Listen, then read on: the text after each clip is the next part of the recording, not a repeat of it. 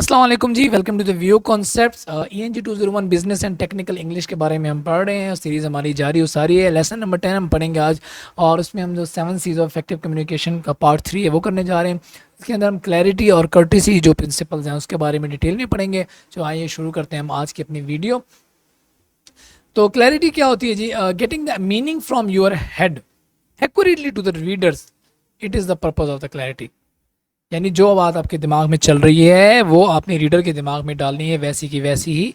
तो समझें कि आपके जो कंटेंट है, आपका जो पीस ऑफ राइटिंग है, आपकी जो कम्युनिकेशन सोर्स है, वो जो है वो बड़ा जो है ना क्लियर है। तो क्लैरिटी इस सेंस में वो कहलाएगी अगर आप वही बात समझाने में कामयाब हो जाए अपने रीडर को जो आप सोच रहे हैं।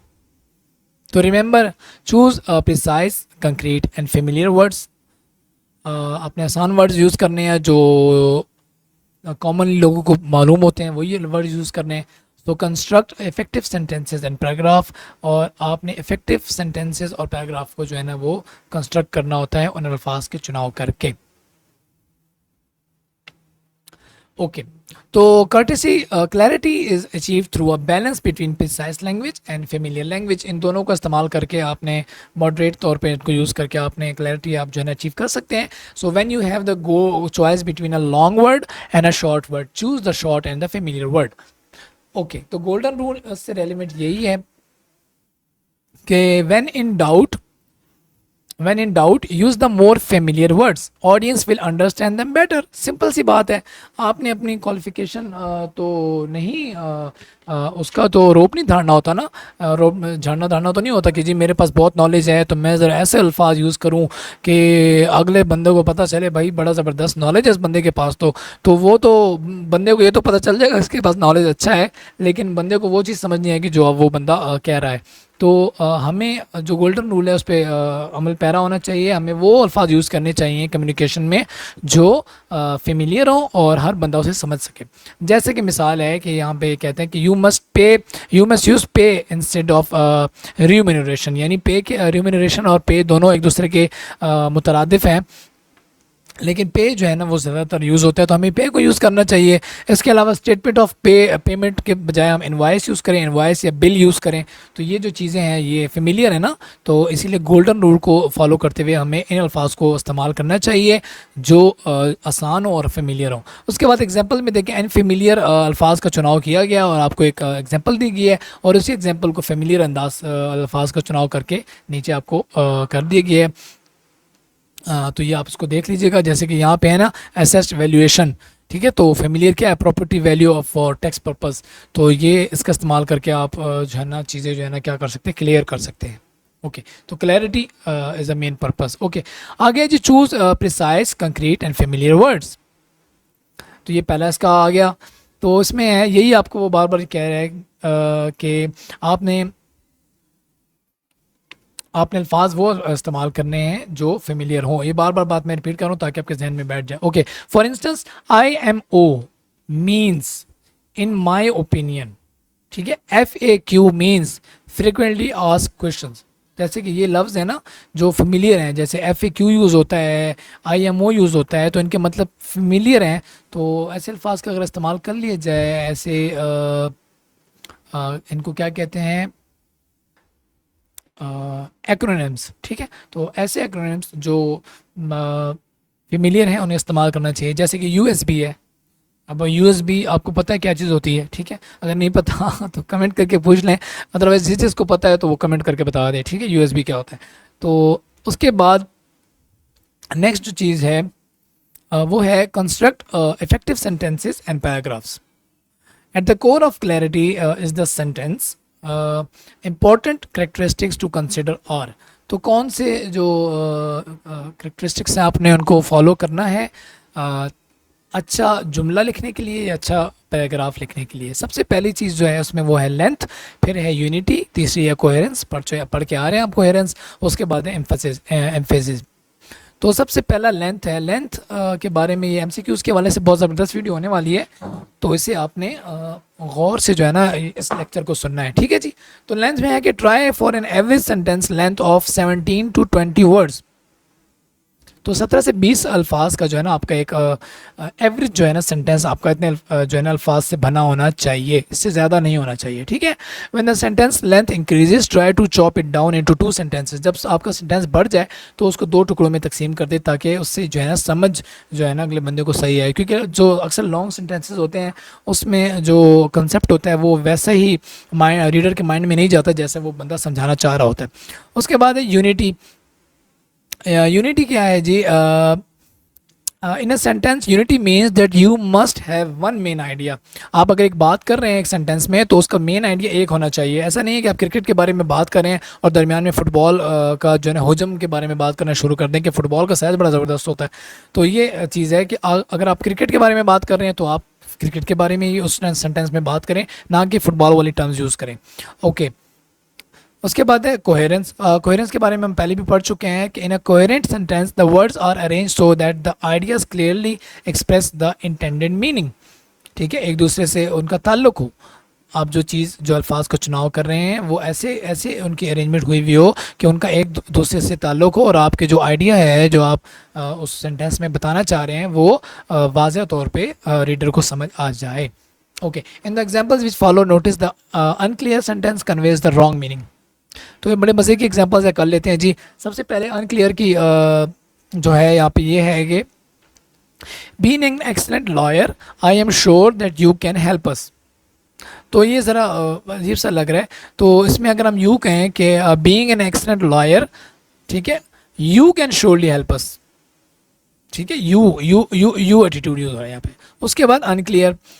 अनक्लियर में क्या है? His report was about managers broken down by age and gender.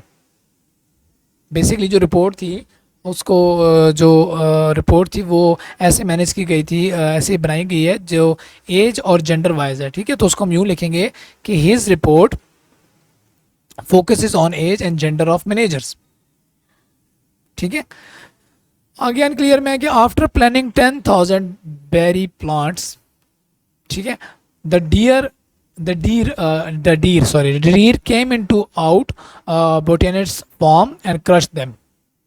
तो इसमें भी मतलब सही समझ नहीं आ रहा। अब क्लियर जब पढ़ेंगे तो आपको मतलब समझ आ जाएगा कि वो ये कह रहा है कि after our botanist had plant 10,000 berry plants, यानी हमारे जो पौधों से रेलेवेंट रखने वाले जो साइंटिस्ट होते हैं ना, आई गेस उनको बोटेनिस्ट कहते हैं।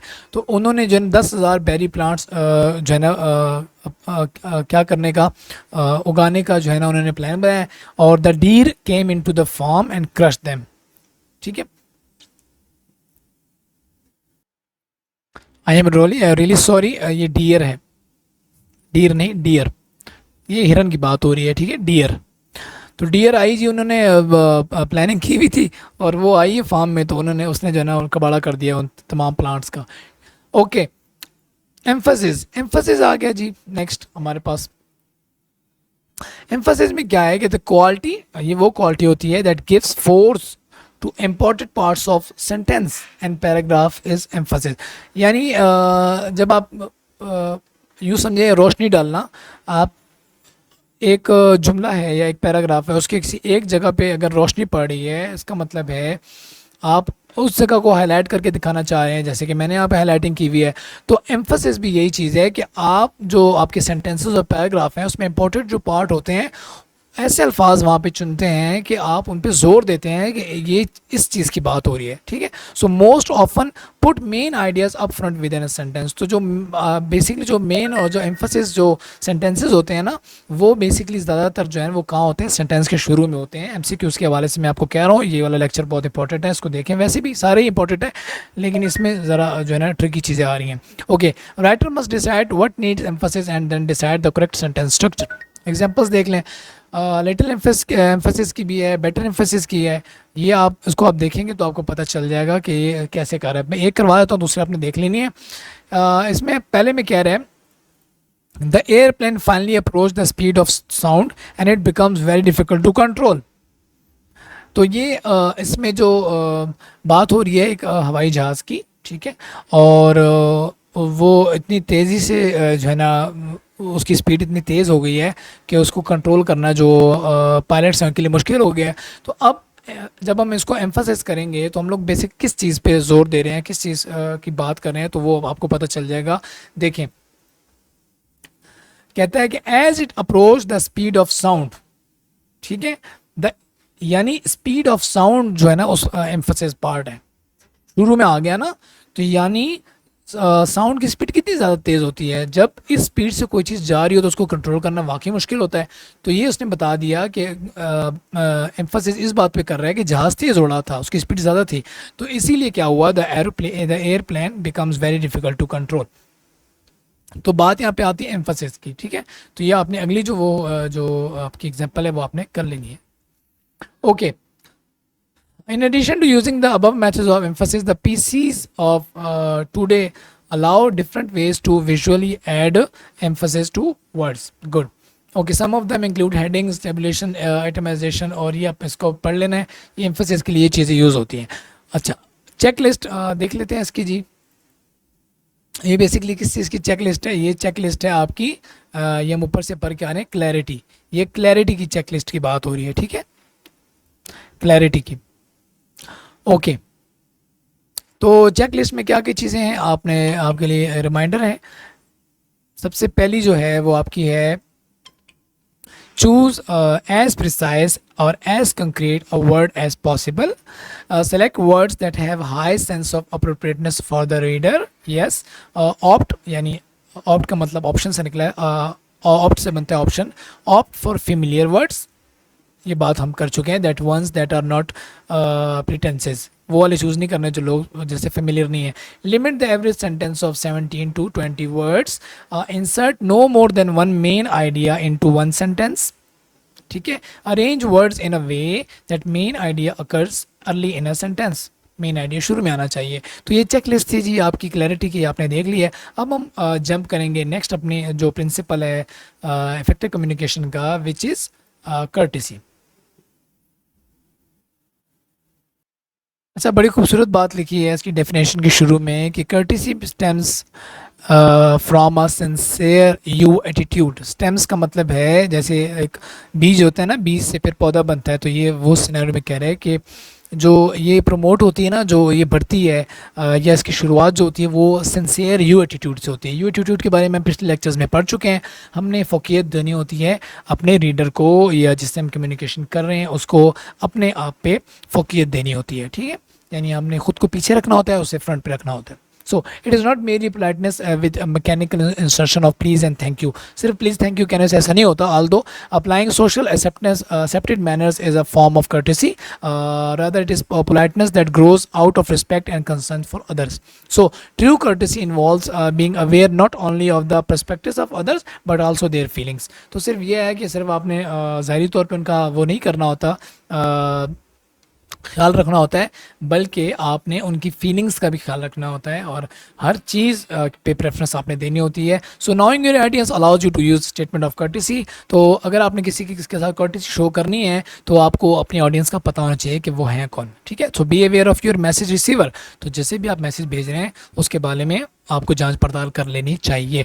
तो सजेशन यहाँ पे दे रहे हैं कि be sincerely tactful, thoughtful and appreciative, यानी अप्रिशिएटिव लैंग्वेज यूज़ करें, उन्हें उनकी तारीफ़ करें, उनके मुतालिक बात करें, use expression that show respect, ऐसी बातें करें जिससे आपको ये चीज़ शो करवाएं, या जो आपकी रिस्पेक्ट दूसरों के लिए आपके दिल में रिस्पेक्ट है ना आपके, तो वो जो है ना उससे उसका इजहार हो, ऐसे आपने जो है ना एक्सप्रेशन को यूज़ करना है। सो choose non discriminatory expression. Non discriminatory expression का मतलब है ऐसे अल्फाज यूज़ ना करें जिससे कोई ज़ात पात वाला जो मामला है वो शो हो, तो ऐसे अल्फाज यूज़ करें जो जनरल हो, जिसमें हर बंदा होल्ड करता हो, ठीक है। सो सबसे पहला जो है वो है तीन है ना ये, आप तो वो एक एक करके आपको करवा रहे हैं डिटेल में। पहला है जी, be sincerely tactful, thoughtful and appreciative.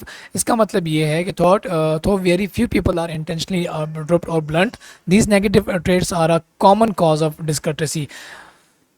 ये कुछ लोग होते हैं जो बहुत नेगेटिव होते हैं, तो वो नेगेटिव चीज़ों को ज़्यादा फोकियत देते हैं, तो इससे क्या होता है जो डिसकर्टेसी है ना, तो वो कॉमन काज बनती है। Sometimes this stem from a mistaken idea of conciseness, sometimes from negative personal attitudes. तो ये दोनों चीज़ें इसकी वजह बनती हैं।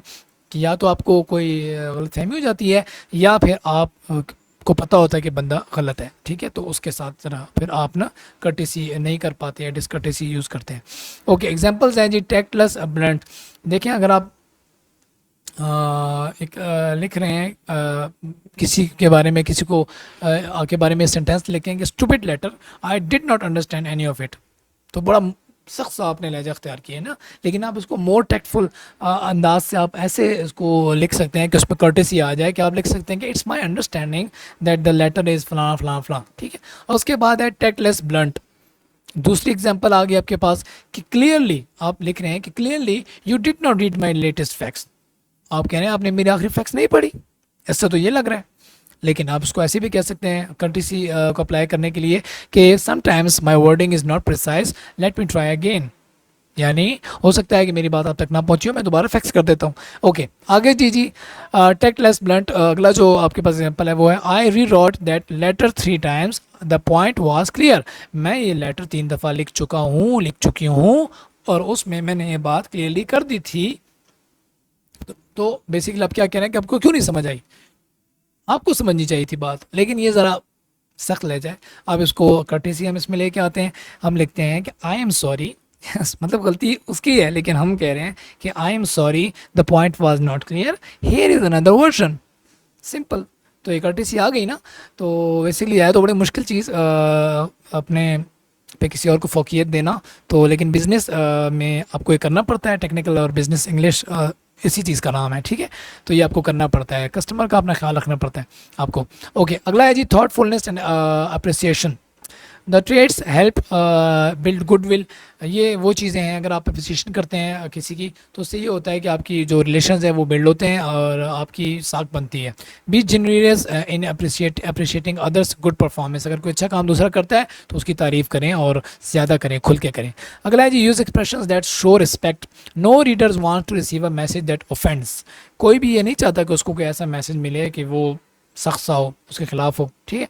तो यहाँ पे एमसीक्यूज़ के वाले से और वैसे भी आपके सब्जेक्टिव पार्ट के लिए भी ये चीज़ें जो है ना इंपॉर्टेंट हैं। इसको देख लेंगे, such expression are express in 2 groups. 2 तरह के ग्रुप्स में जो है ना ये एक्सप्रेशन जो है ना होते हैं। पहला होता है जी इरिटेटिंग एक्सप्रेशन, दूसरा होता है क्वेश्चनेबल। अच्छा, इरिटेटिंग एक्सप्रेशन को आपने कैसे निकालना है, तो following is a consensus list that includes a list of expression that may people find irritating. ठीक है, कुछ चीज़ें ऐसी हैं जो इनको पढ़ के शायद बंदा इरिटेट हो जाए। Contrary to your inference, I do not agree with you, if you care, I am sure you must realise. तो ये चीज़ें, इससे बंदा इरिटेट होता है, ठीक है। इसको आपने अल्फाज का कम आपने इस्तेमाल करना है, to make it sure that your content will have the quality of the principle of courtesy, ठीक है।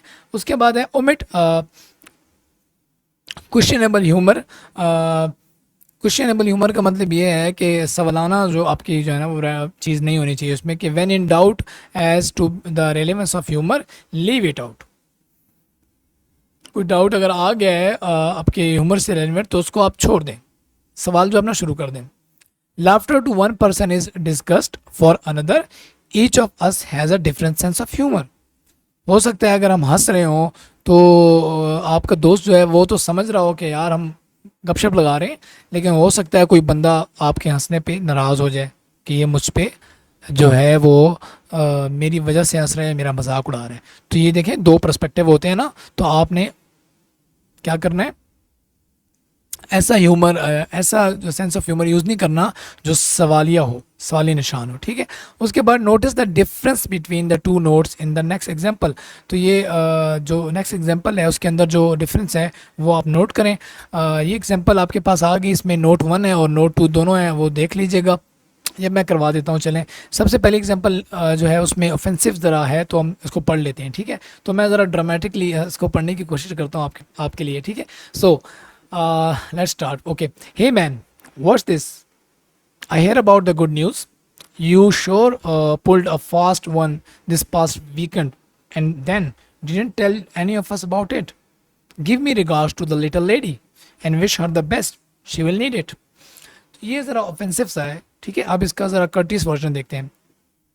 हुआ असल में हुआ क्या है, शादी हुई है तो उसकी जो है ना ज़रा मुबारकबाद देनी है। बुलाया नहीं था। अब बस करें मेरे दोस्त ने मुझे बुलाया नहीं तो मैंने उसको मुबारकबाद भी देनी है और ज़रा गिला भी करना है ढके छुपे अल्फाज में। लेकिन मैं कहता हूँ कि मैं कर्टिसी जो है ना वो क्या ना हो, सेक्रीफाइस ना हो। तो अब मैं इसको ज़रा मोर कर्टस अंदाज में पढ़ता हूँ। Warm congratulations on your wedding. Well, you certainly took us by surprise. In fact, just a few of us suspected that you were taking off to get married. But even though we didn't hear about it until later, we wish you the best. Give our warm regards to the new partner. तो यहाँ पे हमने गिला भी कर दिया, मुबारकबाद भी दे दी और भाभी को भी सलाम भिजवा दिया। तो ये क्वालिटी है आपकी बिजनेस इंग्लिश की, ठीक है। तो इसमें यह है कि आपको इन चीज़ों का ख्याल रखना पड़ता है, ठीक है। फ़ोकियत देनी पड़ती है अपने आप पे किसी और को, ठीक है। तो ये नहीं है कि मुंह बना के बैठ जाए, बंदा से बात ही करना छोड़ दिया, तूने बुलाया नहीं शादी भी यार, छोड़ो यार, बस ख़त्म हमारी दोस्ती। तो ऐसा नहीं करना, ठीक है। ओके, नेक्स्ट है जी, ज़रा हम टॉपिक हट गए थे, sorry. Okay, choose non discriminatory expressions.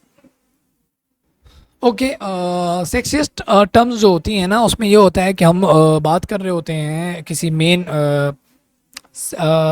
जो अब जेंडर होती है उसके मुतालिक बात कर रहे होते हैं। जैसे कि हम कहते हैं be careful about using the word man. यहाँ पे अब मैन का लफ्ज़ जो है वो सिर्फ मर्दों के लिए यूज़ होता है, तो हमने उसको अवॉइड करना यूज़।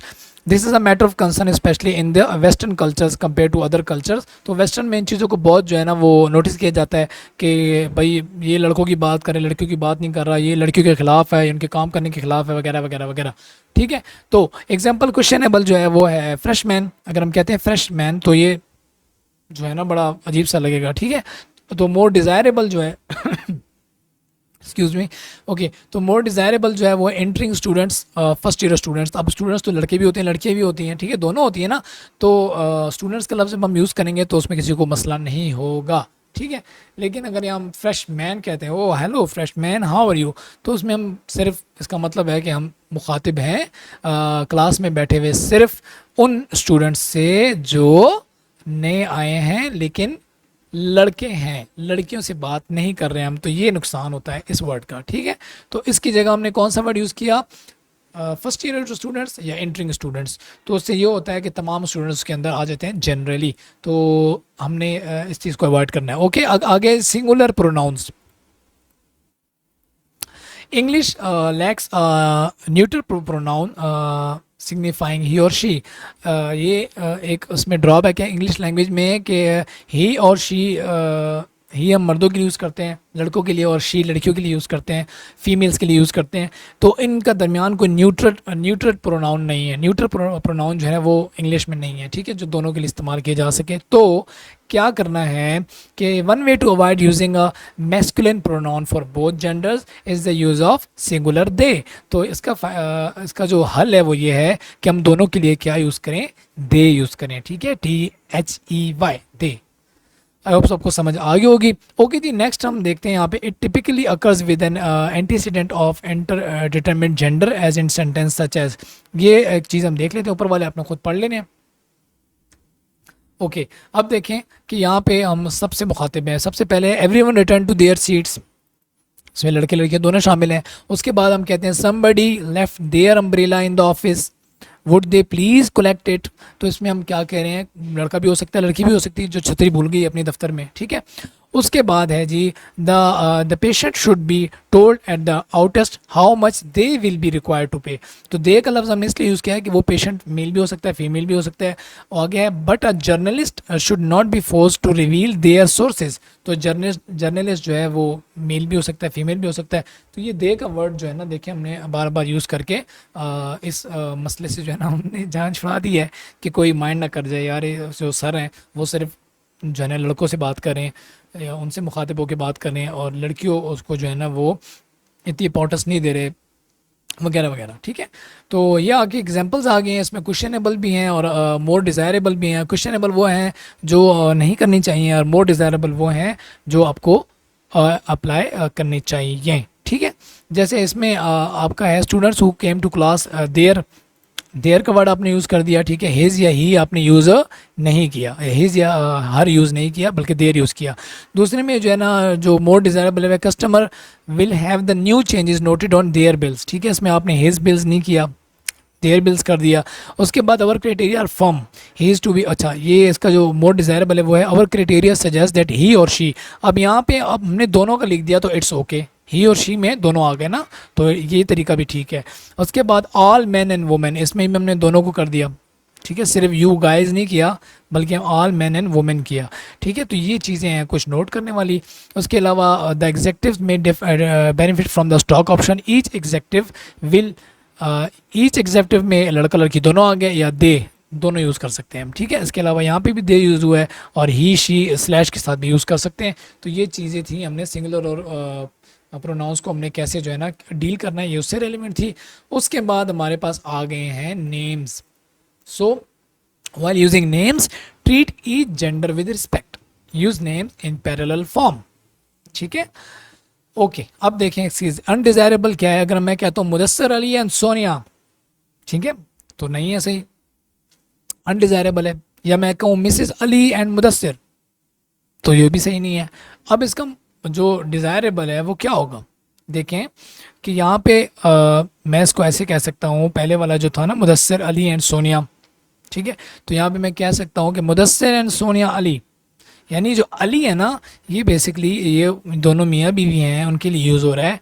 तो ये जो सर नेम है ये उसके साथ भी जो है ना लग चुका है, सोनिया के साथ भी। ओके आगे है जी मोर डिज़ायरेबल, जैसे मैंने कहा ना Mrs Ali and Mudassir, Mrs Ali and Mudassir, ठीक है। तो हम उसके लिए जो है ना मिस अली कह सकते हैं। मिस अली में ज़रा एक टच, मिसेस अली जब हम कहेंगे तो फिर भी हम मुदस्सिर का ही जिक्र कह रहे हैं ना, मुदस्सिर का ही जिक्र कर रहे हैं। तो बेसिकली हम यूँ कह सकते हैं कि miss Ali because she deserve this. अब हम सरनेम यूज़ कर रहे हैं दोनों के लिए, और मुदस्सिर को भी मुदस्सिर का नाम नहीं लेंगे, सोनिया का नाम भी नहीं लिया तो मुदस्सिर का भी नहीं लेंगे, हम बोलेंगे मिस अली और मिस्टर अली। तो इससे ज़रा ये है कि वो रिस्पेक्ट आ जाती है। तो अब चलते हैं हम अपनी चेक लिस्ट की तरफ और उसके बाद अपना जो लेसन है ये कंप्लीट करते हैं। चेक लिस्ट में सबसे पहले आस्क योर सेल्फ है कि does the communication has a sincere you attitude.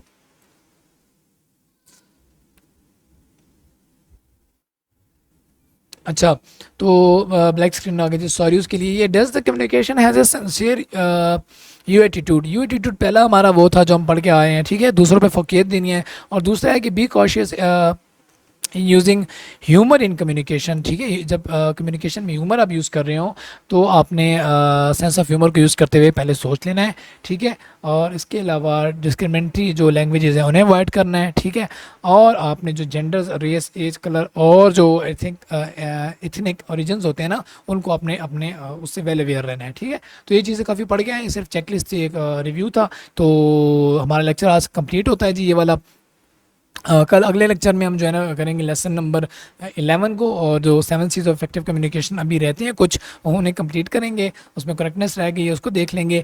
और इसके अलावा बाकी सारी हम काफ़ी पढ़ चुके हैं अब तक अल्हम्दुलिल्लाह। अगर वीडियो पसंद आई है तो लाइक करें, चैनल को सब्सक्राइब करें और अपने फ्रेंड्स के साथ शेयर करना ना भूलिएगा, ठीक है। तो मिलते हैं नेक्स्ट लेक्चर में, तब तक के लिए अल्लाह हाफिज़।